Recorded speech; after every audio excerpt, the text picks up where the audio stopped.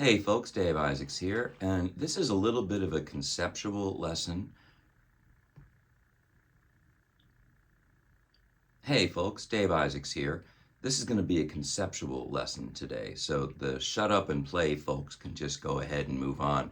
I love these comments about, will you talk too much? Well, okay, maybe guilty as charged some of the time, but my contention is that as an adult learning to play the guitar, no matter how much time history you've got with it, if you have any history at all, you have developed some degree of muscle memory, some degree of automatic habits, the way that you play. And it's very, very possible that you're completely unaware of the details of what that's doing, how that is allowing or not allowing your hands to move around. We all have patterns of muscle memory. And it's really amazing how powerful that is, because many, many times I have sat with a student and asked them to play a chord. So they play a chord. And then I say, okay, play it at half that volume. And they go, okay. And I say, okay, now play it quieter. And they say, okay. Did you notice that nothing changed? What I was going for is this. If I'm not aware of what it takes to move my hand differently, to get different levels of volume, different dynamics, I'm never going to achieve it.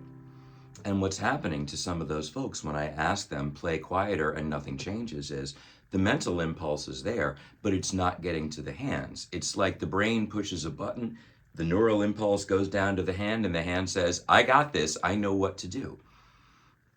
So no amount of repetition is going to break through that, because all you're doing is pushing that button over and over and over and over again. It's a mental trigger. The only way to get past that is to be aware enough of where your hand is in space that you can feel the difference between this and this. And clearly, they are two fundamentally different things. But the difference is whether or not you are actually getting, whether your brain is getting information from what you feel at your fingertips. And my contention is that every good player feels the guitar. And I don't mean like you just got to feel it, man. I mean in a very concrete sense of, here is the string. I am aware of the difference between this position and that position, or this position and that position. And I'm changing that position to help me navigate the fingerboard no matter what I'm doing. And as I mentioned in a recent short lesson,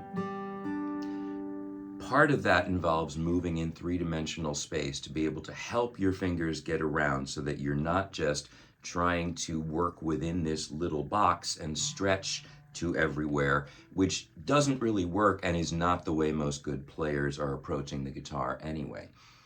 So anytime this stuff starts to sound, hey man, here's the guru getting cosmic, I want to remind you that you are actually dealing with the learned habits of an adult body and the muscle patterns that have set in. We want to develop muscle memory to remember where the chords are. My contention is most people's problem is all they concentrated on was the target. This is where I need to land.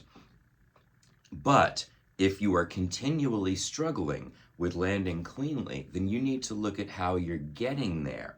And this is back to that idea of moving in three dimensions. Am I aware of what I'm doing on my way to land on this chord, and what impact does that have? So it just has to do ultimately with paying attention and seeing and understanding more than you do when you just go for it and maybe you get it and maybe you don't. I like to use the analogy of a diver.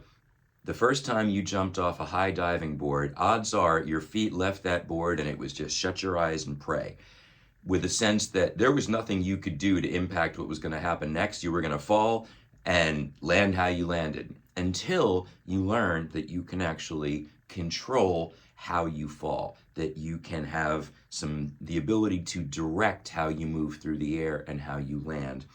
And this is no different. We're just doing it in 3 dimensions here on a fingerboard instead of falling through space.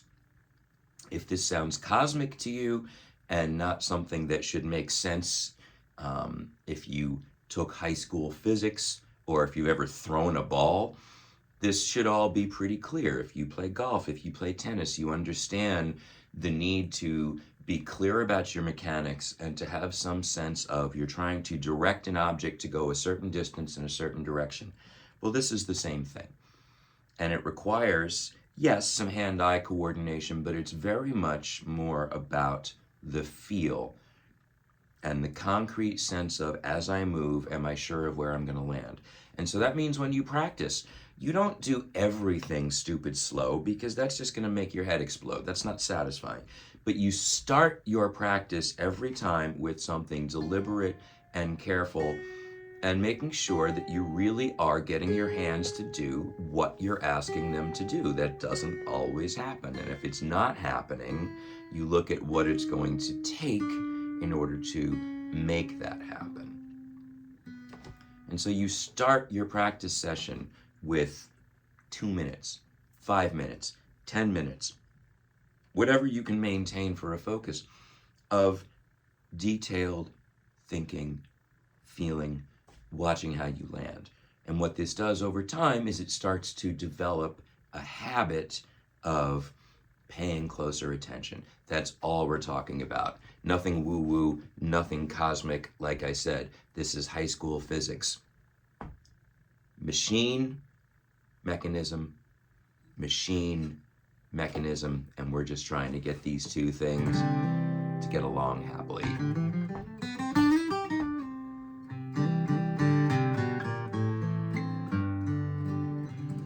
Thanks for watching, and I'll see you next time.